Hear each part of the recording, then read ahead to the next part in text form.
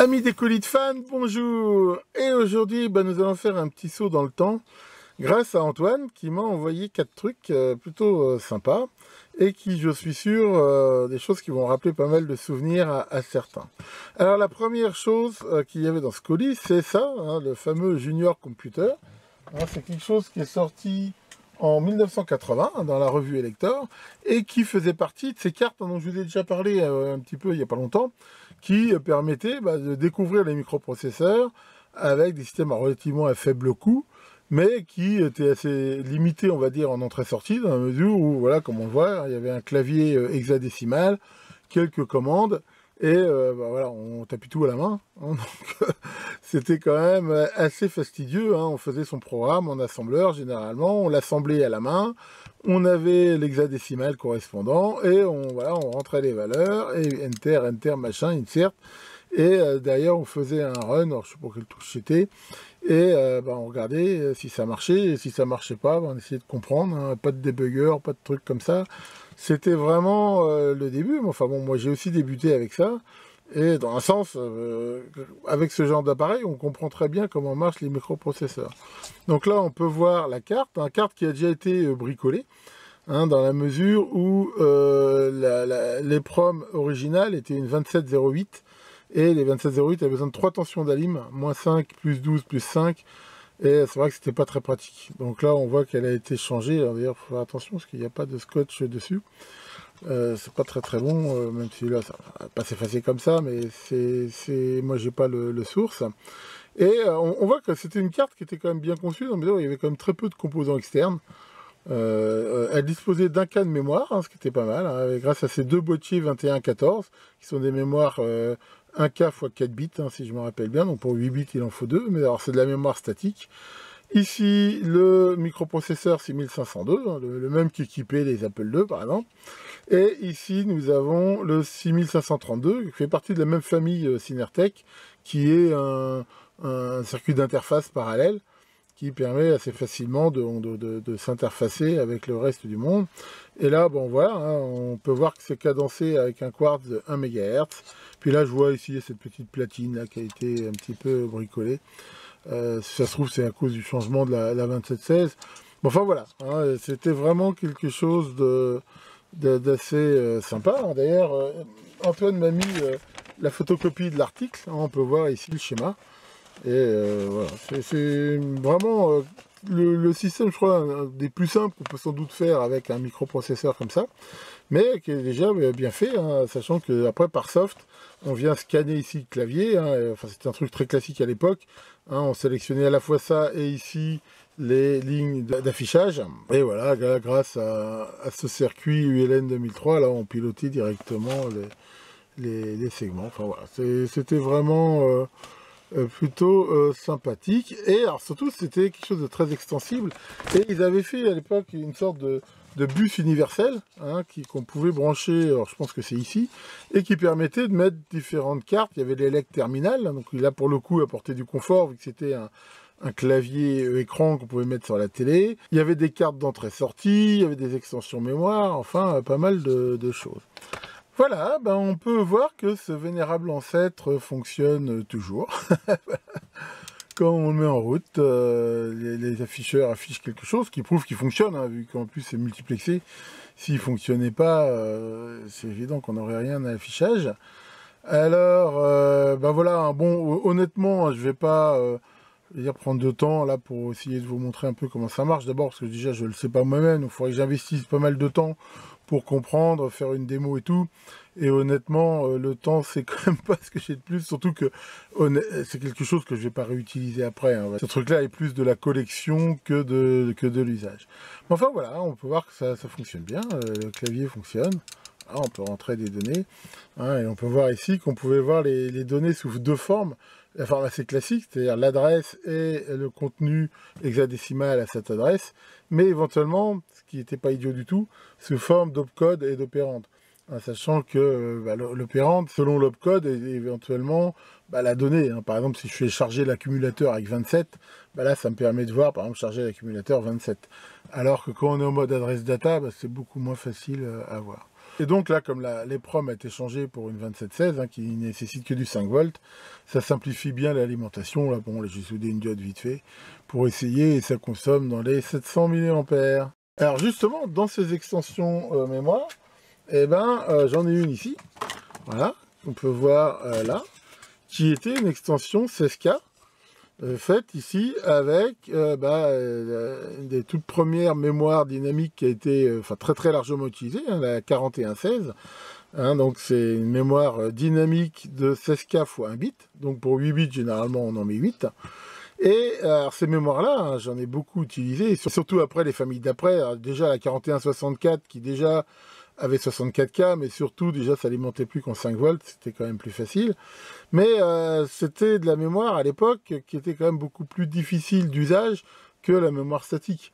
En effet, une mémoire statique, hein, sans rentrer dans les détails, bon, en gros, voilà, on met l'adresse de la case qu'on veut lire, et puis si on fait read, on a sur le bus de données les données qu'il y a dedans, et on fait write, et puis si on fait rien, bah, elle garde la mémoire, elle garde ses infos, et on n'a pas à s'en occuper.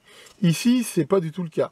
Là, le principe de ces circuits-là, c'est que, on va dire, l'élément de mémorisation, hein, on va dire, si on veut le bit à l'intérieur, et ben c'est, en gros, c'est la capa parasite d'un MOSFET, on peut le voir un peu comme ça, et comme toute capa parasite, une capacité, elle se charge, mais elle a tendance à se décharger. Et donc, ces circuits-là, il faut les rafraîchir périodiquement, hein, je crois me rappeler que c'était 128 millisecondes max. Enfin, bon, je me rappelle plus exactement. Mais enfin, voilà, il faut venir les rafraîchir. Alors, pas forcément chaque cellule, mais en fait, c'est fait sous forme d'un tableau. Hein, c'est une matrice de lignes et de colonnes. Et il faut au moins lire chaque ligne, tous les X, pour les rafraîchir. Alors, ça complique un petit peu l'électronique. D'ailleurs, il m'a aussi donné là, le schéma de cette mémoire.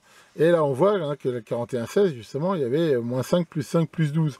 Donc c'était aussi une contrainte qui a changé. Mais enfin, bon, à l'époque, pour avoir 16K de mémoire, c'était ce qu'il y avait quand même de plus économique. Et là, on retrouve, en gros, dans le schéma, c'est pareil, je ne vais pas tout détailler, mais on retrouve là tout le système de rafraîchissement hein, qui est fait ici par ce compteur binaire. Donc en fait, lui, bah, il compte en permanence. Et il y a le circuit, la logique s'arrange pour que de temps en temps, ils viennent ici sur les adresses sélectionner toutes les mémoires d'un coup là pour pouvoir les rafraîchir. On voit que grâce à ces circuiteries state, en gros c'est une sorte de multiplexeur, c'est soit le compteur qui vient sur les lignes d'adresse, soit le vrai système d'adressage. Et ensuite, pour aussi limiter le nombre de pattes, les nombres d'adresses est aussi limité. Hein, et donc pour faire ça, pour accéder à une case mémoire, il faut le faire en 2 temps. Il faut d'abord mettre les adresses de poids faible hein, et faire ce qu'on appelle un RAS, hein, généralement, un Row Address Selection, c'est-à-dire on sélectionne les lignes et après faire un casse, ou dans l'autre sens, je ne me rappelle plus. Hein.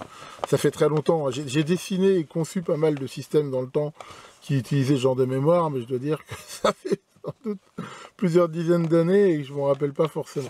Mais enfin voilà, ce qui est sûr, c'est que voilà, fallait bien respecter le timing, et surtout plus on allait vite, là il fallait, l'écart entre les deux était de l'ordre de quelques nanosecondes, et c'était pas forcément toujours évident, sachant qu'en plus, il fallait synchroniser ça après avec les microprocesseurs.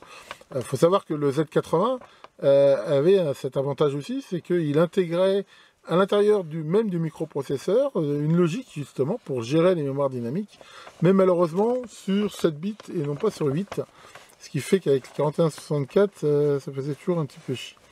Enfin donc voilà, on peut voir ici cette carte, hein, pareil, typique des circuits imprimés des lecteurs. Voilà, là tout est sur support. Et une carte, on voit qu'il y a aussi eu quelques petites bidouilles dessus. Et pour finir, il y en avait encore une autre ici qu'on peut voir, qui était une carte de programmation. C'est pareil, il m'a donné la doc. C'était les programmateurs. Hein, sachant que là, l'idée, c'était de pouvoir programmer soit les 2716, soit les 2732. Sachant que là encore, il fallait une alimentation à l'époque de 25 volts. Enfin, il fallait des impulsions de 25 volts assez calibrées, hein, ce qui est fait ici par cette partie-là. Et après, c'est pareil, il y a eu des modèles avec des 21 volts, après il y a eu des 12 volts 5. Enfin, bon, ça s'est bien sûr amélioré avec le temps, en même temps aussi que la capacité des EEPROM augmentée. Bon là on voit que cette carte, en plus, elle a été pas mal bricolée, de toute façon elle est sans doute plus opérationnelle. priori, il y a des trucs de dessoudés. Enfin, bon, ouais, je suppose que cette carte, elle a bien vécu vu son âge. Enfin bon, c'est pareil, de toute façon, mon but n'est pas de l'utiliser. Mais je pense que voilà, ça a une valeur sentimentale, oui et non, à mesure. Enfin, moi, j'avais pas spécialement utilisé ça, mais enfin, on va dire au moins historique. Et pour finir ce magnifique colis de fan, il y avait aussi ça dedans. Alors ça, c'est quelque chose, je vous en avais déjà montré un, mais là, c'est un autre modèle. C'est une enceinte pour quartz thermostaté. Donc, si on regarde comment c'est fait, hein, on voit que là, c'est complètement fermé. Mais le capot, on peut l'ouvrir. Et à l'intérieur, on voit cette espèce d'enceinte en cuivre, autour duquel il y a un fil, donc un fil chauffant. Et lui-même, là, on peut l'ouvrir. Voilà. Et là, on peut voir qu'il y a un support de quartz. Et je suppose même un système bilame à l'intérieur qui permet de maintenir le quartz à une température, je veux dire, constante. Alors après, un temps de préchauffage, bien sûr. Et ça, c'était vraiment aussi l'idée qu'un quartz, une fois qu'il est... Enfin, s'il est toujours à la même température, il dérive beaucoup moins en fréquence. Donc, comme c'est quand même beaucoup plus facile de chauffer que de refroidir, généralement, on les chauffe à des températures qui sont supérieures, je veux dire, au maximum de la température de fonctionnement externe de l'appareil. Et après un temps de chauffe, on les étalonne et on espère comme ça avoir le moins de dérives possible, ce qui, bien sûr, est utile pour des fréquences mètres ou... tout système qui a besoin d'avoir une base de temps stable. Voilà pour cette présentation, on va dire, micro-ordinateur de légende quelque part, et qui permet de voir aussi la fantastique quand même évolution qu'il y a eu. Junior Computer, comme j'ai dit, 1980, donc ça fait 40 ans, ça ne me rajeunit pas. Et voilà, 1 MHz d'horloge, 1 K de ROM, et ROM vraiment pas facile à l'époque à programmer, 1 K de RAM, ce qui était déjà pas mal. Hein. Moi, quand j'ai commencé sur mon système, j'avais 128 octets de RAM. Et voilà, et on peut aussi voir des outils pour programmer qui étaient vraiment très spartiates, tellement qu'on puisse dire. Et à l'époque, si on voulait avoir un petit peu mieux, ça coûtait tout de suite des fortunes. Hein. Moi, je sais, quand j'ai commencé à travailler en pro sur le Z80, le système de développement qu'on avait, à l'époque, il coûtait plusieurs dizaines de milliers de francs. Hein. Et je dirais même pour un amateur, même d'acheter une carte Junior Computer comme ça, moi je me rappelle, un microprocesseur, c'était souvent plus de 100 francs largement. Donc ça coûtait très très très cher.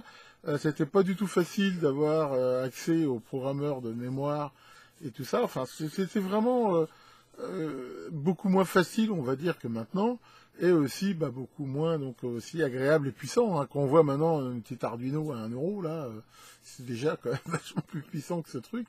Et en même temps, à l'époque, voilà, les microcontrôleurs, c'est pareil, c'était pas tellement accessible, donc on utilisait plutôt ce genre de système.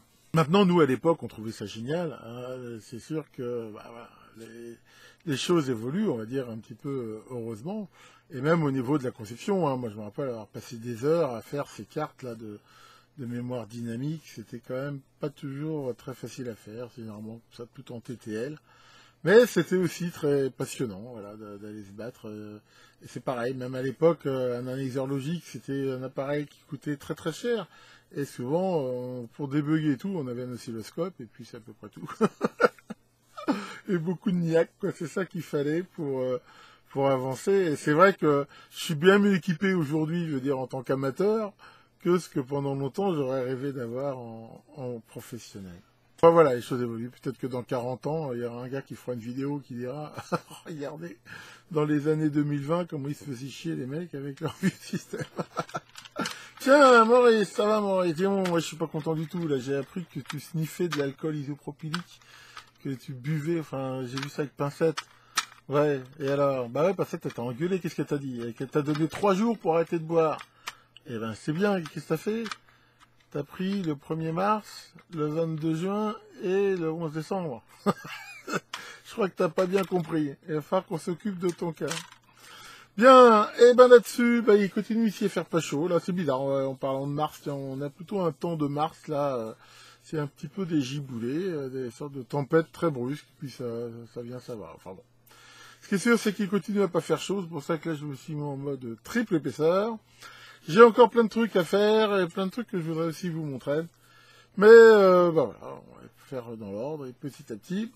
J'espère en tout cas que cette vidéo vous aura intéressé, que le grand Synertech, Dieu des 6502, veille sur vos codes, et à très bientôt pour de nouvelles vidéos.